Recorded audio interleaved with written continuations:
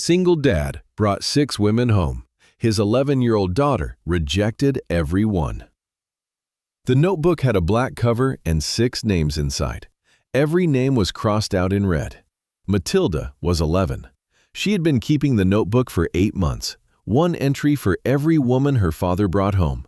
1 red line for every woman who didn't make it past her. She wasn't cruel. She was careful. There was a difference.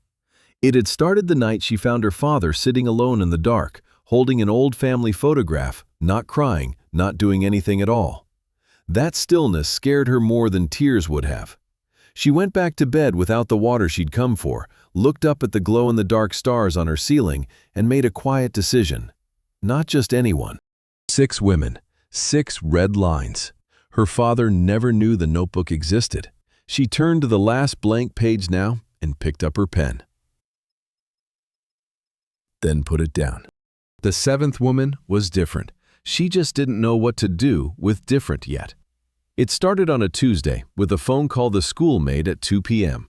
Theodore was in a meeting. The backup emergency contact, Elena, the housekeeper, was 40 minutes away on a bus. There was no 3rd name on the form. Matilda sat in the nurse's office with a fever of 101 and waited.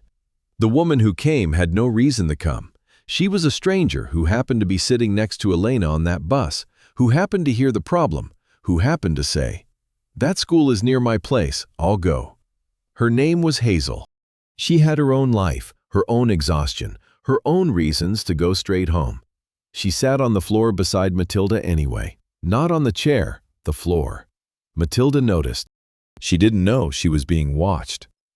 But what she didn't know yet was that Matilda had already stopped taking notes. The penthouse was the kind of quiet that cost money. Matilda had lived in it long enough to know the difference between the quiet of a house where people were sleeping and the quiet of a house where people had simply stopped filling the space. The second kind had a texture to it, something between held breath and abandonment. She'd been living inside that second kind of quiet for 3 months now, and she'd stopped noticing it the way you stop noticing the smell of your own home. She was 11 years old, and she sat on the large sofa in the dark, the city lights coming through the floor-to-ceiling windows behind her. In her lap was a small notebook with a black cover. On the first page, in handwriting that was neater than a child's, but not yet quite an adult's, she had written a list. People who are not allowed to marry Dad. Below it, 6 names, all crossed out in red. Theodore Vance was not a bad father. This is important to establish, because the story that follows could be mistaken for one about a bad father, and it isn't. He attended every school meeting that didn't conflict with a board call.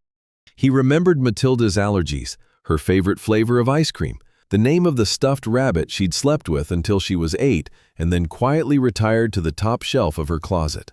He bought her books before she asked for them because he'd learned early that the best gift for Matilda was always a book she hadn't heard of yet. What Theodore was not good at was presence. Not the physical kind. He was there, in the apartment, at the dinner table, at the parent-teacher evenings. But his eyes had a tendency to drift to whatever screen was nearest, and his mind had a habit of remaining in whichever meeting had just ended or was about to begin. He was a man who had mastered the art of being somewhere while being somewhere else entirely. And for a long time, when there had been another adult in the apartment to absorb the surplus of his distraction, this had not mattered so much. Then the divorce. Then the surplus had nowhere to go. Then the quiet. Matilda noticed all of this the way she noticed most things, quietly, without announcement, filing it away behind her eyes where she kept everything else she wasn't ready to say out loud. Her room was the most honest thing about her. The ceiling was covered in a star map she'd pasted up herself over 3 evenings, glow-in-the-dark constellations she'd arranged not according to any accurate astronomical positioning, but according to what looked right to her. The bookshelves were organized by the color of the spine, not by author or genre, which confused every adult who saw them, and which Matilda considered a reasonable trade-off because she always knew exactly where everything was, and it looked like a painting.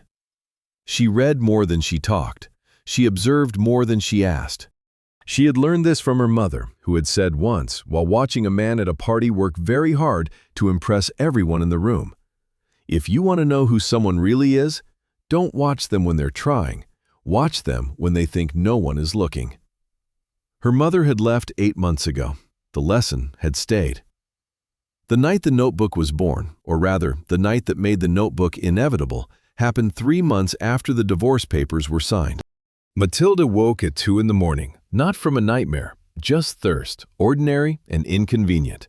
She got up, padded out into the hallway in her socks, and stopped. There was a thin line of light under the living room door. Not the bright light of someone watching television or reading. The thin, accidental light of a city that never fully went dark, coming through windows that someone had forgotten to close the curtains on. She opened the door quietly because she had learned to move through the apartment quietly in the months since everything changed, the way you learn to navigate around a bruise without thinking about it. Her father was sitting on the sofa in the dark. He hadn't turned on any lights. He was just sitting there, looking out at the city, and in his hands was a photograph. She couldn't see which one from the doorway, but she didn't need to.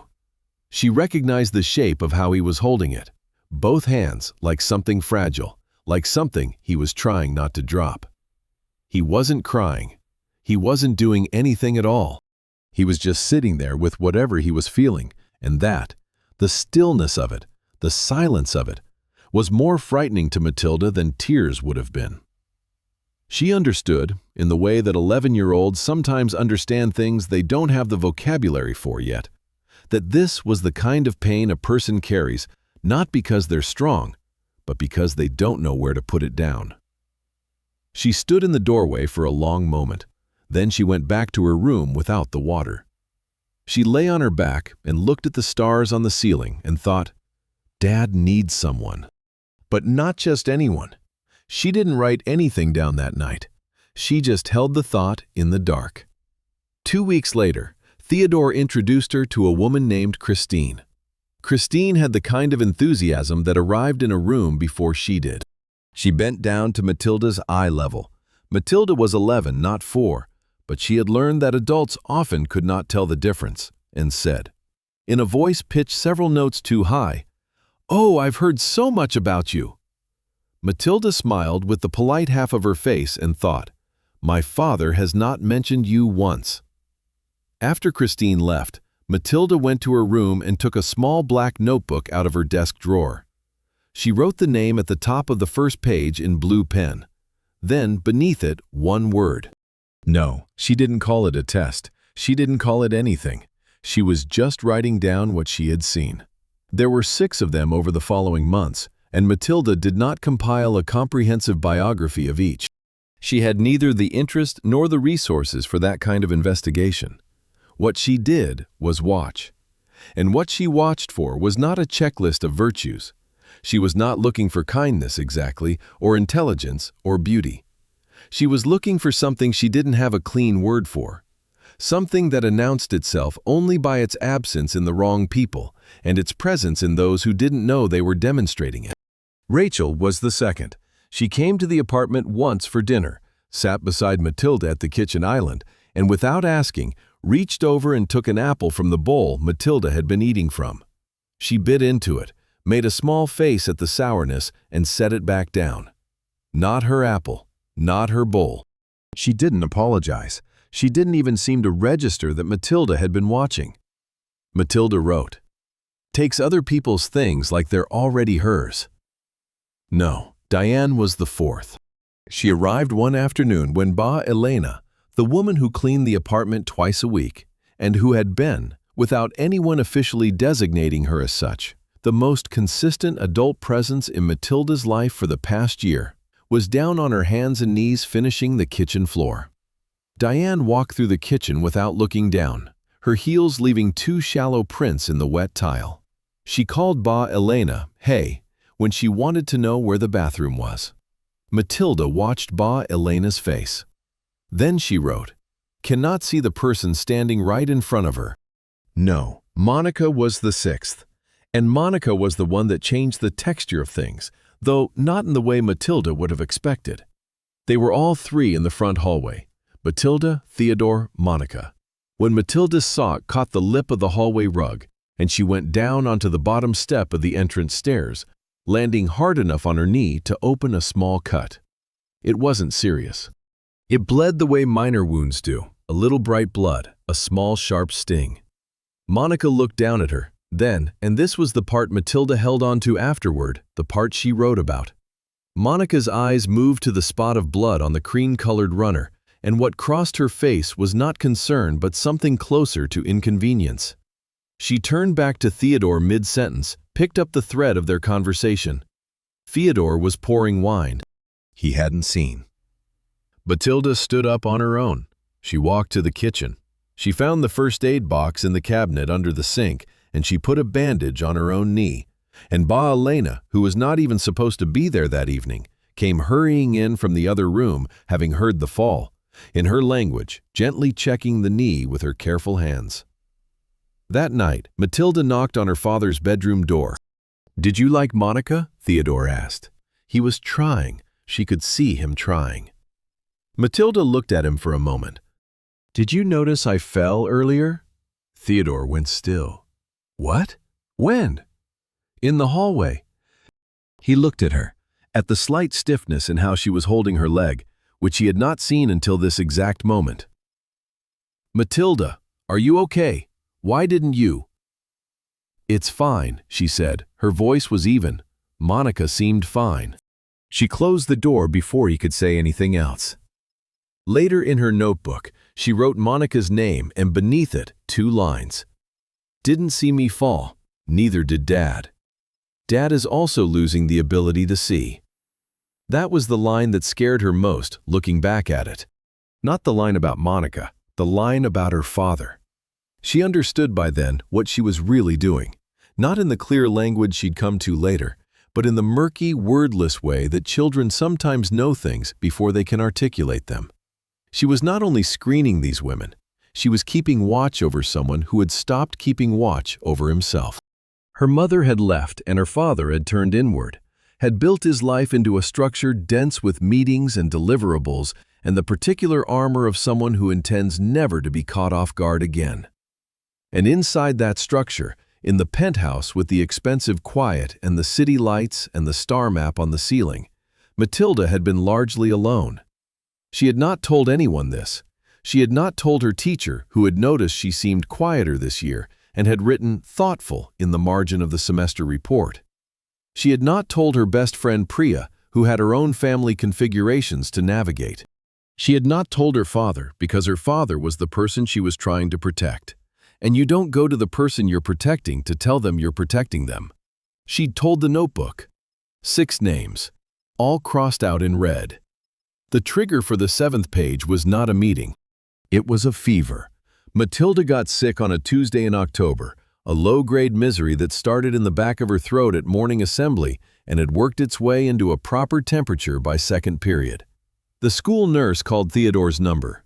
Theodore was in a meeting, an important one, the kind he didn't leave. The school called the emergency contact. The emergency contact was Ba Elena.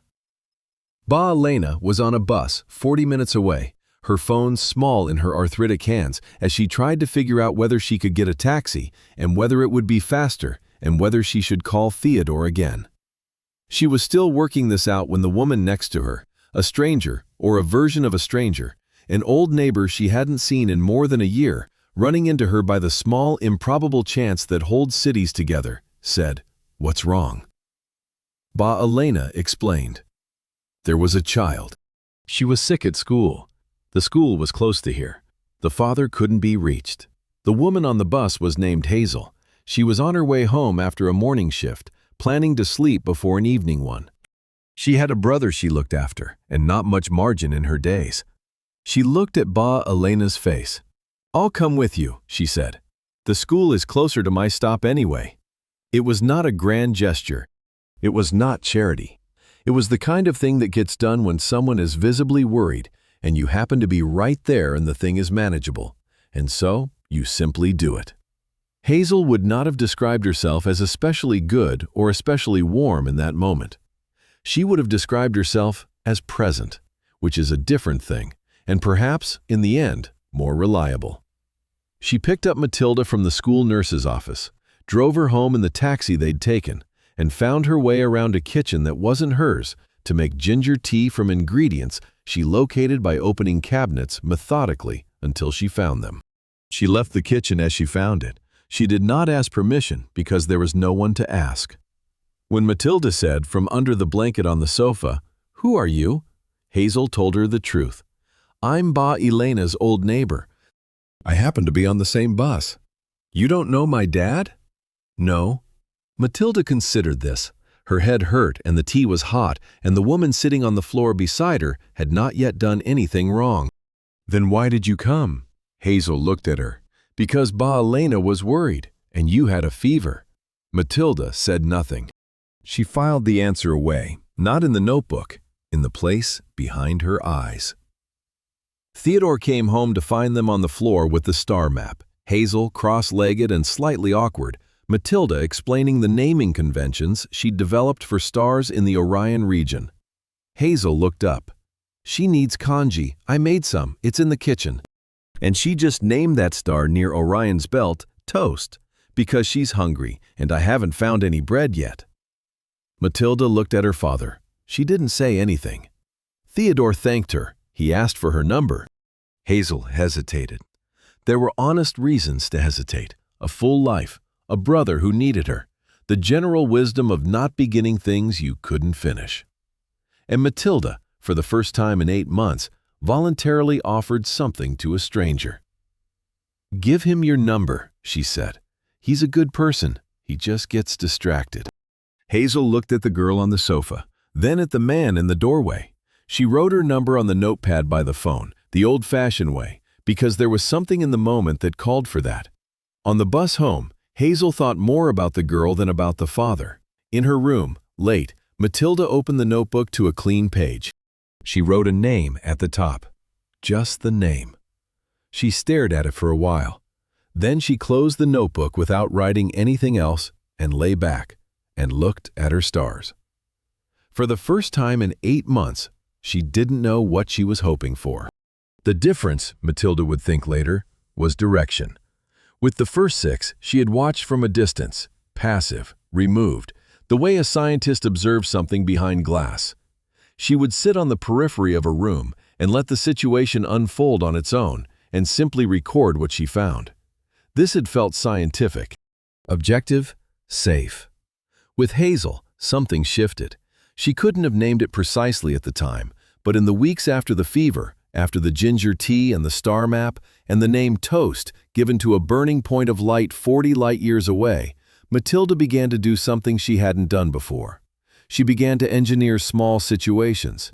Not elaborate ones. She was 11, not a spy novelist, but the kind of test that fit inside the natural margins of a child's life. A pointed question at the wrong moment, a deliberate rudeness. A moment of ordinary difficulty allowed to unfold without interference to see what a person did when no one was obviously watching. The distinction mattered to her, even then. She wasn't manufacturing crises, she was just opening small windows and standing back to see what came through. The reason she was doing it differently this time was also the reason she didn't want to examine too closely. For the first time, she had something to lose. Theodore had begun to change in the slow, unannounced way that real changes happen, not dramatically, not with speeches, but in the accumulated weight of small adjustments. He came home at 6:15 instead of 7:30. He put his phone face down on the table during dinner, which he had never done in Matilda's memory. He asked about her week and then, crucially, waited for the answer instead of moving on before she'd finished. Matilda noticed all of this before Theodore noticed it in himself. She watched him watch Hazel across a restaurant table one Thursday evening, the way his face did something it hadn't done in a long time. Something relaxed and unguarded that she recognized as the expression he wore in the old family photographs before everything got complicated. She watched and felt two things at the same time, which she was learning was how most real feelings arrived. She felt something warm, and beneath the warm thing, something cold and careful, like a hand closing around a match before it could light. He's already changing, which means if this goes wrong, he'll change again, back into that version of himself, or into something worse. She opened a new page in the notebook. She began. The first test wasn't a test. That was the point of it. It was a Saturday, and the three of them had ended up at the outdoor market near the river. One of those loose, unplanned Saturdays that happen when a father is trying and a child is allowing it, and the weather cooperates. There were stalls selling cheese and bread and wooden spoons and flowers and things made from beeswax. And the whole street smelled like roasting corn and late autumn. Matilda had not brought money. This was not unusual. She rarely carried cash on impromptu outings, and no one had thought to give her any before they left. She walked between Theodore and Hazel and didn't think about it until she stopped in front of a small stall run by an old woman who sold stuffed flatbreads, the kind that came wrapped in wax paper and cost almost nothing. She looked at them for a moment. Then she kept walking. She said nothing. She was 11 years old, and she knew not to make a fuss about not having money. She had mostly forgotten about it by the time they reached the flower stalls. 5 minutes later, Hazel said she needed to go back for chili oil. She'd seen a jar she wanted. She broke off from them, easy and unhurried. Theodore was looking at some ceramic mugs, which he would not buy, but which he liked to examine anyway. When Hazel came back, she was carrying a small paper bag. She held it out to Matilda as she fell back into step beside her. "Eat it before it gets cold." Matilda looked inside, a flatbread wrapped in wax paper, still warm. She looked up at Hazel. "The chili oil?" she asked. "They were out," Hazel said simply, and started reading the label on a jar of honey at the nearest stall. Matilda ate the flatbread. She thought about the fact that Hazel had not said, "I noticed you looking at those," had not said, "I got you something," with the emphasis that turns a kind act into a gift that requires processing.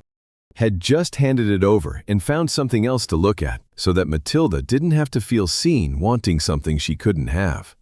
She thought about how difficult that was actually. How most people, when they did something kind, needed the other person to register it, needed the small, warm transaction of gratitude. Hazel had quietly removed that requirement.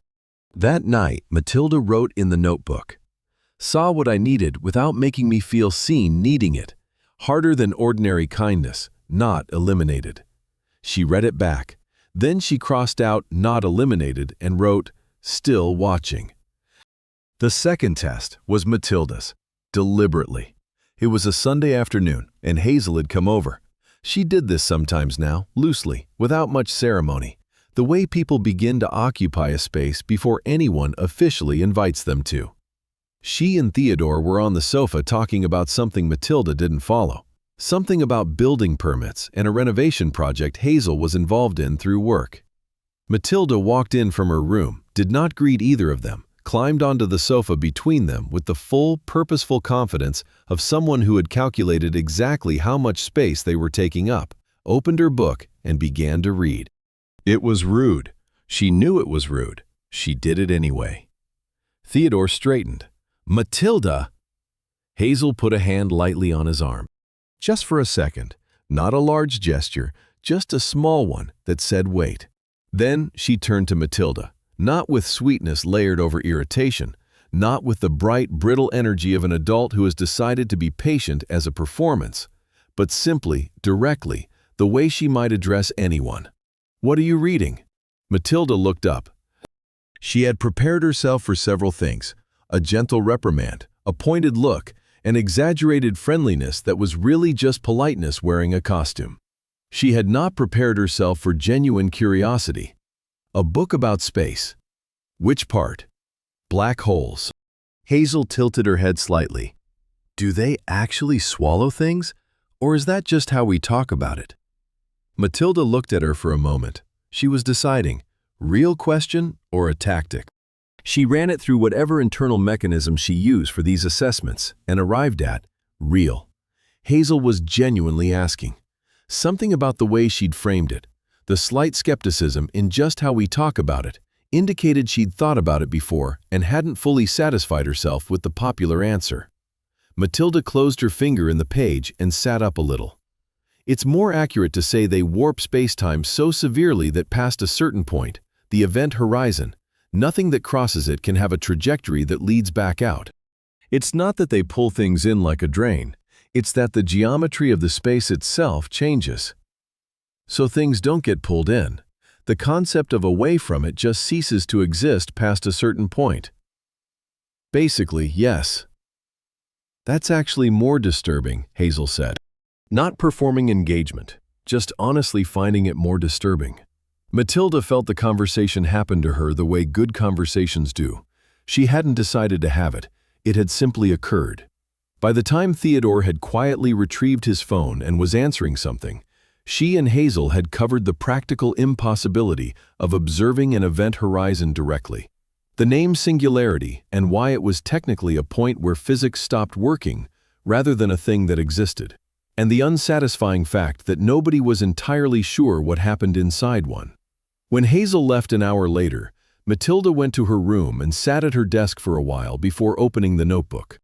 Didn't react to the rudeness. Didn't perform patience at me.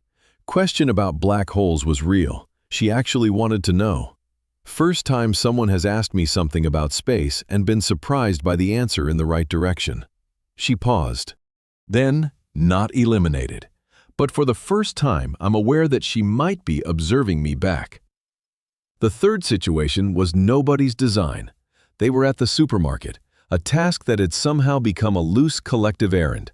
Matilda needed colored pencils. Theodore needed groceries. Hazel had come along in that way she sometimes came along now, easy and unscheduled. The checkout line was ordinary until it wasn't. The cashier was young, probably his first or second week. He had the carefully blank expression of someone concentrating very hard on not making mistakes, which of course meant he was going to make one. He scanned a bundle of leaks twice by accident and had to call a supervisor, which required a code and a wait and the faint communal of the people standing behind them, adjusting their weight from foot to foot. The young man's ears were red. His hands moved too quickly as he tried to fix it, which made him fix it more slowly. Theodore had already taken out his phone. The woman behind them in line made a sound under her breath that was not quite language, but communicated its meaning clearly. Matilda stood still and watched Hazel. Hazel looked at the cashier. Then she said, in a voice pitched only for him and not for the audience of the line, "You're fine. No rush." The supervisor came. Hazel explained the double scan, calmly, without any of the energy that characterizes people who are trying to demonstrate to onlookers that they are being very gracious about this. When it was resolved and the supervisor left, Hazel said to the young man, "First few weeks are the worst of it. Then you stop thinking about your hands." He nodded, still faintly flushed, but his hands had stilled. Matilda said nothing for the rest of the transaction. She carried the bag to the car without being asked. She sat in the back seat and looked out the window at the parking lot and felt something shift inside her that she didn't have language for yet. That night she sat in front of the notebook for a long time. She didn't write anything. She opened it, looked at the page with Hazel's name, read the 2 short notes she'd made, and then sat there with the pen in her hand and the page blank below the last line. The problem, she was beginning to understand, was not that Hazel kept failing to fail. The problem was that the notebook had been built for failure. Every page in it, every structure she'd developed over 8 months of careful watching, was oriented toward the same outcome. Evidence for no. Evidence for elimination. Evidence that this one, like all the others, would reveal the small wrong thing that confirmed she should not be let in. But the notebook had no architecture for the other direction. There was no column for yes. There was not even a column for not yet. There was only the absence of red. Matilda closed the notebook. She sat for a while in the dark, in a room full of stars she had put there herself, and considered the possibility that she had built a very sophisticated machine for protection, and that the machine had one limitation she had never thought to address. It had no instructions for what to do if someone simply kept showing up. She was still thinking about this when she heard her father in the hallway, and a moment later a light knock at her door. "You're still awake?" "I'm thinking." Theodore came in, leaned against the door frame in the way he had recently, as though he'd remembered that door frames existed for this purpose. "About what?" Matilda looked at the ceiling. About the fact that my system doesn't have a next step. What do you mean? She thought about how to explain it. When I'm trying to figure out if something is wrong, I know what I'm looking for. I know how to look. But I don't know what to do if I look and there's nothing wrong. I never built that part. Theodore was quiet for a moment. Because you never expected to need it? Matilda didn't answer, which was its own kind of answer. Her father sat down on the floor of her room, slowly, as though deciding whether to do it, and leaned his back against the bed frame behind her. He didn't say anything for a while. The city made its low, ambient sound through the windows. Somewhere far below, a car turned a corner. "You've been carrying something," he said finally. Not a question. Matilda looked at the star map. Somebody had to. He didn't argue with that. She had expected him to argue with it, and the fact that he didn't, the fact that he simply sat there and accepted it as the accurate and slightly painful truth it was, made her throat do something unexpected. "I saw her fall," he said quietly. "Monica, I saw it from the doorway. I don't know what I was, not there." Matilda said nothing. "I've been not there a lot," he said. "I know that." The room held its quiet around them. The stars glowed faintly. "Hazel doesn't fail," Matilda said at last. "The way I set it up, she doesn't fail." "Is that a problem?" "I don't know yet." Her father stayed there on the floor for a while longer, and neither of them said much else, and it was one of the more honest things that had happened in the apartment in a very long time. After he left, Matilda opened the notebook one more time. She looked at Hazel's name. She looked at the blank space below the last note. Then she did something she had never done on any of the 6 previous pages. She wrote, "Possibility of yes. Unknown what to do with this." She closed the notebook and put it on the desk and did not pick it up again that night. The decision came the way most real decisions come, not as a thunderclap, but as the quiet arrival of something that had already been true for a while, waiting to be acknowledged. It was past 11 on a Wednesday night. Theodore had gone to bed. The apartment was in its usual expensive silence, and Matilda was sitting at her desk with the notebook open in front of her, the lamp making a small yellow country of light on the page. She had been sitting there for 20 minutes without writing anything. She read what she'd written on Hazel's page from the beginning. The first entry, just the name, nothing else, the night of the fever and the flatbread and the star called toast. Then the note about the market, about being seen without being made to feel seen. The black hole conversation. The cashier at the supermarket with the red ears. And at the bottom, the last line she'd added just days ago. Possibility of yes. Unknown what to do with this. She read it all the way through. Then she turned to the earlier pages. The 6 names crossed out in red. Rachel with her borrowed apple. Diane walking through Ba Elena's clean floor. Monica and the spot of blood on the runner, and the face that registered inconvenience before anything else. She had built this system to protect her father. She had told herself that at every step, this is for him, this is so that the wrong person doesn't get in. This is so that what happened before doesn't happen again in a new shape. But sitting there at 11 o'clock, with the city spread out below the window and her stars glowing faintly on the ceiling, Matilda understood something she had been circling for weeks without landing on it directly. She had not built this system for her father. She had built it for herself, because if she was the one doing the testing, then she was the one in control. And if she was in control, she didn't have to decide anything. She didn't have to trust anything. She could keep watching indefinitely, keep collecting evidence, and the notebook would always give her a reason to wait a little longer. One more test, one more observation, one more page. The system had been designed, without her knowing she was designing it, to run forever, to never arrive at the place where she had to make a choice. Her mother had made her love her, had made Matilda build a whole internal world around the certainty of her. And then she had left, and the world had to be rebuilt around a different certainty, that people left, that trust was a door you opened at your own risk, that the way to survive was to watch from a safe enough distance that when the leaving happened, You were already standing apart from it. The notebook was the distance. Matilda sat with that for a long moment. Then she picked up her phone and typed a message to her father. "I want to meet Hazel. Just the two of us." She sent it before she could think of a reason not to. Hazel arrived at the park the next afternoon, expecting both of them. She came around the corner of the path toward the bench near the fountain, already scanning ahead, and found only Matilda, sitting with the black notebook in her lap, hands folded over it, watching Hazel approach with the expression of someone who has made a decision and is not yet sure whether it was the right one. "Matilda," Hazel stopped. "Where's your dad?" "He's not coming. It's just me." A pause. Hazel read the situation with the particular attentiveness that Matilda had come to recognize as one of her actual qualities. Not performed, not announced, just present.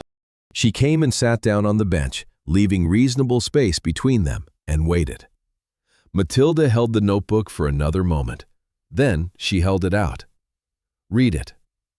Hazel looked at the notebook, looked at Matilda, took it. She read slowly. Matilda watched her face the way she had watched faces her whole life, cataloging each small movement, each shift in the set of the jaw or the line of the brow. Hazel turned the first page, her expression doing something careful and controlled, like a person walking across ice who has decided that the way to cross safely is to keep moving steadily and not look down. She read the 6 red names, the notes beside them, brief, clinical, the handwriting of a child who had taught herself to write like a report. Then the page with her own name, the entries, the last line. She read it to the end. Then she closed the notebook and held it in her lap and said nothing. The silence stretched, not comfortable. Matilda had enough honesty to register that, but not false either. It had the texture of someone genuinely processing, not of someone composing a response. She had seen Hazel confident, had seen her easy and unhurried in most situations. This was different. This was Hazel without a prepared answer, and for the first time Matilda felt the strange vertigo of having surprised someone who didn't surprise easily. When Hazel finally spoke, it was not the question Matilda had been braced for. Not, "How could you?" or "Does your father know?" or even the softer, more dangerous, "Oh, sweetheart."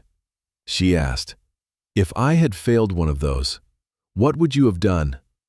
Matilda opened her mouth, closed it. The question had never occurred to her. In 8 months of careful system building, she had never once thought past the elimination. The notebook had an ending for failure and nothing else. "I don't know," she said. "You never thought about it?" "I only thought about getting rid of people." "So your system had no next step, no outcome for passing?" Matilda looked at her. "No." Hazel was quiet for a moment. Then maybe you weren't really testing me. Maybe you were just postponing the moment when you'd have to decide whether you wanted to let yourself believe in something again. The words arrived simply, without performance, the way the truest things usually did. And Matilda, who had spent 8 months being the person who saw through things, felt herself being seen through, not judged, not pitied, but understood in a way that was almost worse than either of those, because it left nowhere to redirect the feeling. She felt her throat tighten. She had not cried in front of anyone since the month her mother left, and she had been fairly systematic about preventing it since then. "I'm scared," she said. Her voice came out smaller than she intended. "I'm scared my dad will fall in love with someone who doesn't actually love him. And I'm more scared that I'll like that person and then they'll leave anyway. Because my mom leaving changed my dad into someone I didn't recognize for a long time, and I don't want him to change again." She stopped then, "And I don't want to change again either." The last sentence surprised her. She hadn't known she was going to say it. Hazel didn't rush to fill the space. She didn't offer the obvious comforts. "I won't leave, I promise, you can trust me." And Matilda understood, somewhere below language, that this was the most honest thing Hazel could have done. Because she couldn't promise those things. Nobody could. And an 11-year-old who had been paying close attention for most of her life would have recognized the promise as the thing it was, a kindness shaped like a guarantee, which was not the same as an actual guarantee. Instead, Hazel asked, "Have you run out of things to test me on?" Matilda thought about it, really thought about it, the way she thought about hard math problems, holding the shape of the question, turning it, looking at it from each angle. "Yes," she said, "but I also don't know if that means you've passed, or if I just can't think of anything else to be afraid of." "Maybe it doesn't have to be either," Hazel said. "Maybe it can just be, you're out of questions." And that's where it ends. Not pass, not fail, just the questions ran out. Matilda looked at the notebook in Hazel's hands. Then she looked at Hazel's face. "Okay," she said. Not a surrender, not a verdict, just a breath let out. Hazel went to see Theodore that same evening. She put the notebook on the kitchen counter between them and didn't soften the entry point. "How long have you known about this?" "A few days," he said. "I found it by accident." "And before that?" The question sat in the air. Theodore had no adequate answer to it, and they both knew it. He looked at the notebook the way a person looks at something that is accurate and therefore impossible to argue with. "She's been carrying this alone for 8 months, Hazel said. "I'm not angry at her. I understand exactly why she did it. But you need to sit with her. Not about me, not about any of this," she gestured at the notebook, "but about her mother, about what she's been holding since the divorce. She's 11 years old, and she built a whole apparatus to manage something that should never have landed on her to manage. I've tried to talk to her. Matilda doesn't open easily." Hazel looked at him steadily. "Have you been asking the right questions? Or the ones you thought you were supposed to ask?" Theodore said nothing. He would think about that question for a long time afterward, not because it was harsh, but because it was the kind of precise, uncomfortable accuracy that makes a person sit very still. He knocked on Matilda's door at 9 that evening, but this time he didn't lean in the doorframe. He came all the way in.